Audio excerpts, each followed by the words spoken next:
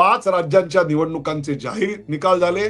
त्यात पश्चिम बंगालचा निकाल हा म्हणजे अक्षरशः लोकशाहीचा कोहिनूर म्हटला पाहिजे.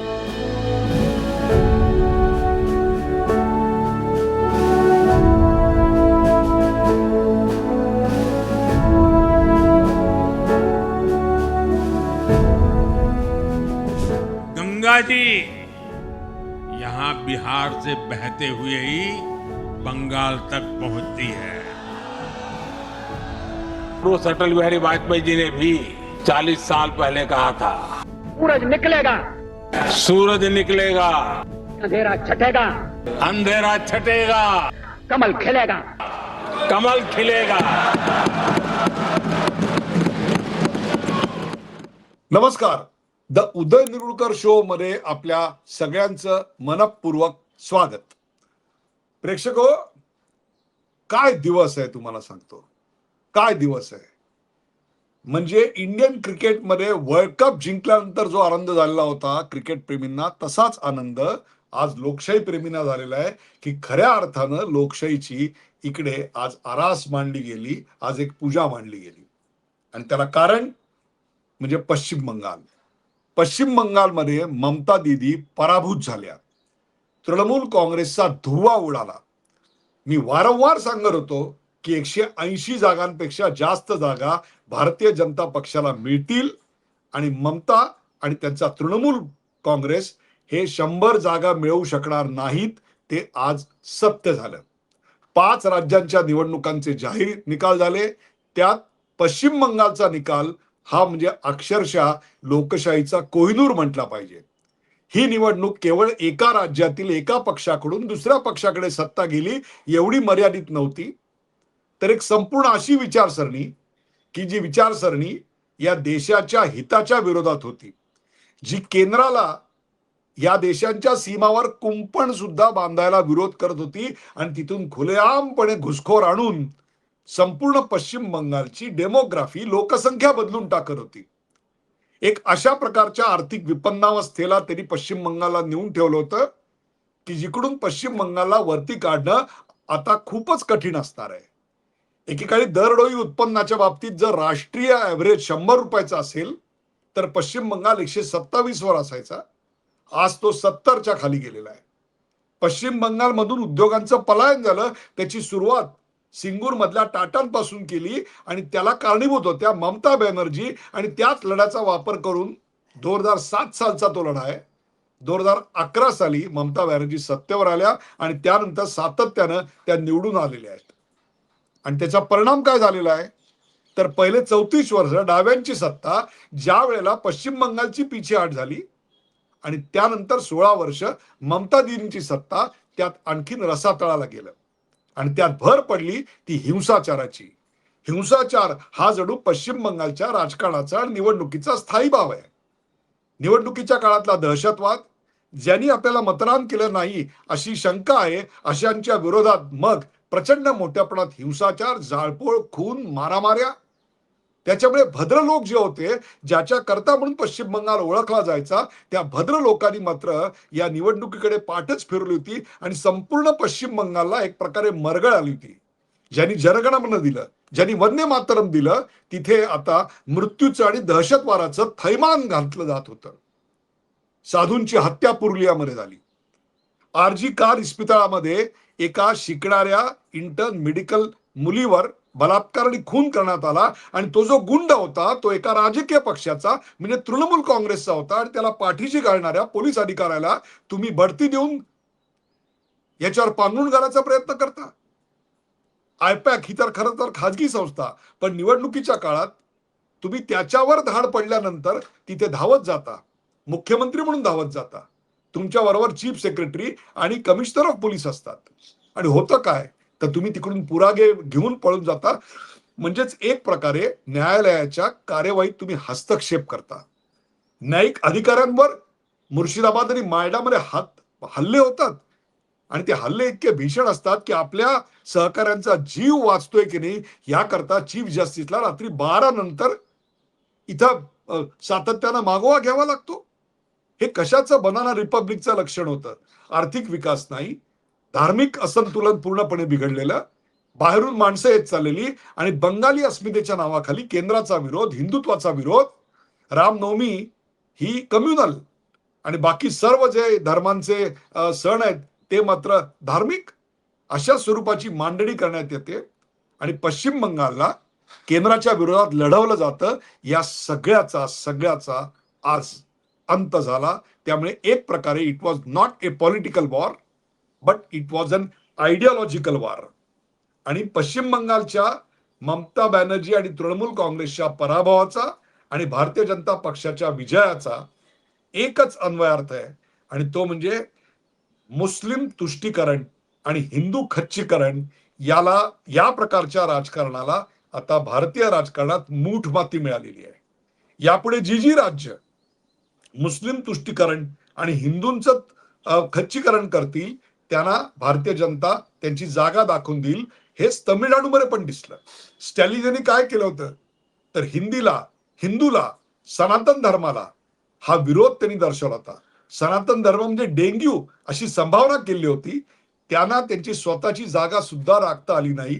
इतका प्रचंड पराभव त्यांच्या पक्षाचा झालेला आहे. पश्चिम बंगालमध्ये मुसलमानांचं तुष्टीकरण, हिंदूंचं खच्चीकरण, हिंदूंच्या जातींचं विभागीकरण, गुन्हेगारांचं उदात्तीकरण आणि देशाचं बर्बादीकरण आणि त्यातून साधलेलं परिवाराचं श्रीमंतीकरण, अशी सगळी मांडणी होती. याला सुद्धा मूठमाती मिळालेली आहे. केवळ फ्रीबीज दिल्या, सवलती दिल्या निवडणुकीच्या तोंडावर आणि त्या तोंडावर फेकल्या की मतं विकत घेता येतील, या हुकुमशाही वृत्तीला इथं मूठमाती मिळालेली आहे. याचं कारण आतापर्यंत ममता बॅनर्जी हेच करत आल्या आणि याही निवडणुकीत आपल्याला ते करता येईल असं त्यांना वाटत होतं. याचं कारण राक्षसी बहुमत होतं.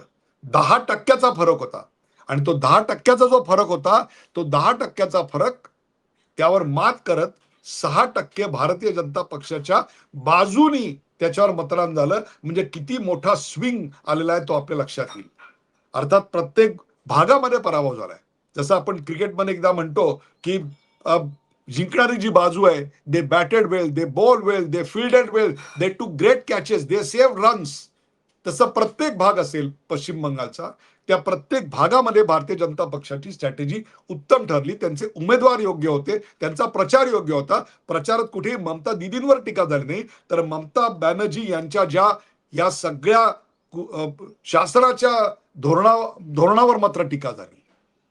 केंद्र शासनाची फटकून वागण्यावर टीका झाली आणि त्यामुळे आयुष्यमान भारत असेल, स्मार्ट सिटी असेल, इन्फ्रास्ट्रक्चरचे प्रोजेक्ट असतील, ते आम्ही आणू शकत नाही कारण तुमचं राज्य सरकार सहकार्य करत नाही. ही बाब बंगाली बाबूपर्यंत पोहोचली. पंतप्रधानांनी साधी झालमुडी म्हणजे आपल्या भाषेत, मराठी भाषेत भेळ काय ती खायची प्रसंग आहे, पण त्याच्यावरही ममता दीदींनी टीका करून त्याच्यात बंगाली अस्मिता आणायचा प्रयत्न केला. एक लक्षात ठेवा, प्रादेशिक अस्मितेच्या नावाखाली केंद्राला सातत्यानं दूषण देणं, याचा फटका जसा महाराष्ट्रात एका राजकीय पक्षाला बसला, तसा तो आता पश्चिम बंगालमध्ये पण बसला. हाच या निवडणुकीतला सर्वात मोठा संदेश आहे असं मला वाटतं. खाली तमिळनाडूमध्ये आतापर्यंत कधी द्रमुक कधी अण्णा द्रमुक अशी लढाई होती, परंतु यावेळेला त्यात एक तिसरा फॅक्टर आला आणि सगळ्यांचेच अंदाज चुकवत थलपती विजय यांच्या पक्षाला दणदणीत विजय मिळाला. अर्थात त्यांना निर्विवाद बहुमत जरी मिळालं नसलं आणि 17-18 मतं मी आता कार्यक्रम रेकॉर्ड करत असताना त्यांना कमी पडत असली तरी देखील त्यांची सत्ता येणार आणि द्रमुक हे आता सत्तेपासून दूर गेलेत. इतकंच काय तर मला अशी शंका आहे की पुढच्या काही महिन्यांमध्ये द्रमुकचं एक प्रकारे विभाजन होईल. द्रमुक हा त्याच्या मूळ तत्वांपासून हल्लेला आहे. जशी शिवसेना हल्ल्यानंतर एकनाथ शिंदे त्यापासून दूर झाले होते आणि मूळ शिवसेनेचा विचार घेऊन ते हिंदुत्वाशी जोडण्याकरता म्हणून भारतीय जनता पक्षाच्या सहयोगानं सरकार स्थापन करते झाले. तसंच द्रमुकचं झालं तर मला आश्चर्य वाटणार नाही, कारण द्रविड अस्मितेच्या नावाखाली तुम्ही फक्त केंद्राचा विरोध, तुम्ही हिंदू धर्माचा विरोध, हिंदू चालीरीतींचा विरोध एवढाच फक्त त्याचा संकुचित अर्थ केलात आणि एक प्रकारे द्रविड अस्मितेची तुम्ही बदनामी केलीत अशी भावना आता द्रविड जनतेच्या मनामध्ये दृढ करून बसलेली आहे. थलपती विजय यांचा हा मार्ग सोयीस का झाल्याचं वैशिष्ट्य काय आहे? थलपती विजय यांच्या ज्या भूमिका आहेत चित्रपटातल्या त्या चित्रपटातल्या भूमिका एम.जी. रामचंद्रन, अण्णादुराई किंवा इकडे एन.टी. रामाराव यांच्यासारख्या लार्जर दॅन लाईफ अशा काही भूमिका नाही आहेत. त्यांच्या भूमिका नेक्स्ट डोअर बॉय अशा आहेत. त्यामुळे लार्जर दॅन लाईफच्या भूमिकांचं जे एक वलय असतं ते वलय त्यांच्याकडे नव्हतं. तरी देखील नेक्स्ट डोअर बॉय हे वलय होतं. दुसरी गोष्ट, त्यांनी निवडणुकीत उतरायचं ठरवलं, प्रचार सुरू केला, फॅन क्लब पासून ते पक्षाची बांधणी करेपर्यंत जेमतेम 2-2.5 वर्ष मिळाली. इतक्या कमी काळामध्ये संपूर्ण तमिळ राजकारण आपल्या ताब्यात घ्यायचं हा चमत्कार आतापर्यंत कधी घडलेला नव्हता. तो एमजीआर यांनी केला होता. It will be too early, but are we seeing the new MGR असा प्रश्न आता तमिळ भाषिकांमध्ये जर पडला तर त्यात काही नवल नाही. तिसरी महत्वाची गोष्ट म्हणजे एआयडीएमके कडे आणि भारतीय जनता पक्षाकडे असा कोणताही मोठा फिल्म स्टार ज्याची इमेज जयललितांसारखी लार्जर दॅन लाईफ अशी नव्हती. त्यामुळे द्रमुकच्या प्रस्थापित राजकारणाच्या विरोधातलं जे मत होतं त्याचा काही भाग अण्णा द्रमुककडे आला, पण एक मोठा भाग जो तरुणांचा आहे आणि पिछड्या वर्गाचा आहे तो खूप मोठ्या प्रमाणात हा थलपती विजय यांच्याकडे गेला. त्याचा फायदा त्यांना मिळालेला आहे. अर्थात त्यांना जी मतं कमी पडतील, आतापर्यंत त्यांची जी भूमिका आहे ती साधारणपणे लेफ्ट टू सेंटर अशी आहे. ती लेफ्ट सेंटरची भूमिका त्यांना टिकवता येते का, नेमकी त्यांची भूमिका यापुढे राजकारणात काय असणार हे गुलदस्त्यात आहे. रिसॉर्ट पॉलिटिक्स तिकडे सुरू झाले, आपले आमदार फुटू नयेत म्हणून म्हणून आता त्याविषयी काही जास्त भाष्य करता येणार नाही. पण तमिळनाडूमध्ये हिंदी आणि हिंदू द्वेषाचं जे राजकारण पसरलेलं होतं आणि त्याला तमिळ अस्मितेचं अस्तर लावलं गेलेलं होतं, अंतर्गत सुरक्षेचे प्रश्न निर्माण होत होते, त्यालाही देखील मूठपाती मिळालेली आहे. तिसरं महत्वाचं राज्य जिकडे मुख्यमंत्रीच पराभूत झाले आणि ते म्हणजे केरळम. केरळमध्ये डावी आघाडी आणि काँग्रेस प्रणित आघाडी यांच्यामध्ये मतांच्या टक्केवारीत फार कमी जागा होत्या, फार कमी मार्जिन होती, परंतु जागा किती मिळाल्या त्याच्यामध्ये खूप मोठा फरक होता आणि त्यामुळे ही टक्कर काटेकी होणार यात काही शंकाच नव्हती.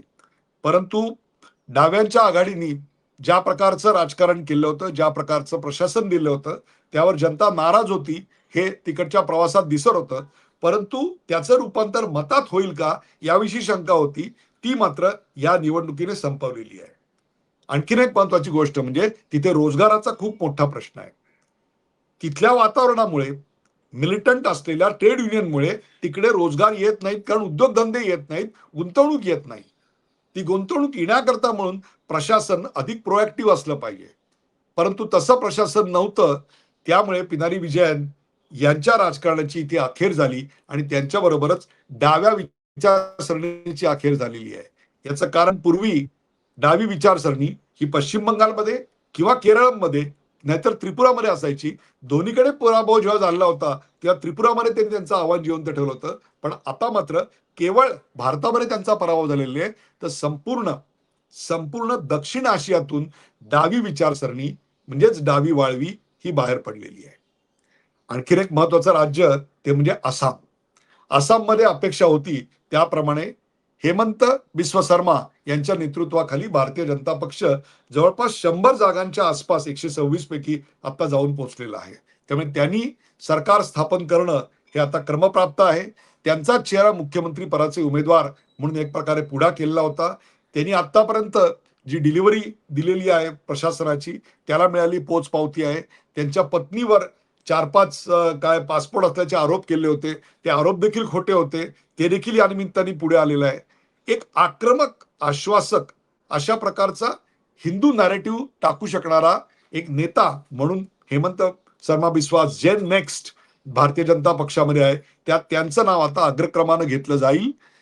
आक्रमक हा शब्द वापरतोय, हिंसक हा शब्द वापरत नाहीये. त्यामुळे जसे योगी आदित्यनाथ आहेत, देवेंद्र फडणवीस आहेत, त्या यादीत आता आणखीन एक नाव आलं, ते म्हणजे हेमंत शर्मा. एकूण या निवडणुकीचा लेखाजोखा जर मांडायचं झाला तर काय मांडता येईल? पहिली गोष्ट म्हणजे पश्चिम बंगालमध्ये नुसती एका पक्षाची अखेर नाहीये, तर एका देशविघातक गोष्टीची अखेर झाली. तमिळनाडूमध्ये केंद्र सरकारच्या आणि हिंदूंच्या विरोधातल्या राजकारणाला मूठपाती मिळाली. डाव्यांचं राजकारण पूर्णपणे या देशातनं हद्दपार झालं, तर आसाममध्ये राष्ट्रीय स्वराचा निनाद घुमलेला आहे. या पलीकडे जाऊन एक विचार मांडावा असं वाटतो, आणि तो म्हणजे इलेक्शन कमिशनचं मला विशेष कौतुक केलं पाहिजे, कारण त्यांनी भयमुक्त वातावरणात पश्चिम बंगालच्या निवडणुका पार पाडल्या. त्या जर पार पाडल्या नसत्या, सीआरपीएफचे जवान जर तिकडे नसते, लम्हे लम्हे की खबर आणि चप्पे चप्पे पे नजर असं जर केलं नसतं, SIR मधून या देशातले घुसखोर जर त्यांनी बाहेर काढले नसते, तर हा अशा प्रकारे मतदान भयमुक्त वातावरणात झालं नसतं. ते भयमुक्त वातावरणात झालं. किती छोटीशी गोष्ट आहे तुम्हाला सांगतो. एक एल्डरली कपल, सिनियर सिटीजन असलेले कपल व्होटिंग करून बाहेर आलं, त्याची दृश्य आलेली आहेत, आणि त्यांना चॅनलच्या एका माणसाने बूम समोर धरला, पत्रकारांनी, आणि काही प्रतिक्रिया विचारली, तेव्हा त्यांनी मतदान झालं असं सांगितल्यानंतर जय श्रीराम असा घोष केला, आणि नंतर उद्गार काय काढले हे सुद्धा आम्हाला यापूर्वी मोकळेपणानं बोलता येत नव्हतं. म्हणजे पश्चिम बंगालमधला दहशत किती होती आणि प्रस्थापितांच्या विरोधातलं मत किती खोल होतं हे आपल्याला कळेल. त्यामुळे या 5 निवडणुकांचा एकच अर्थ, तो म्हणजे प्रादेशिक अस्मिताच्या नावाखाली या देशाच्या विरोधात भूमिका घेणाऱ्यांना मूठ माती मिळालेली आहे. 5 राज्यांमध्ये आज निकाल लागला.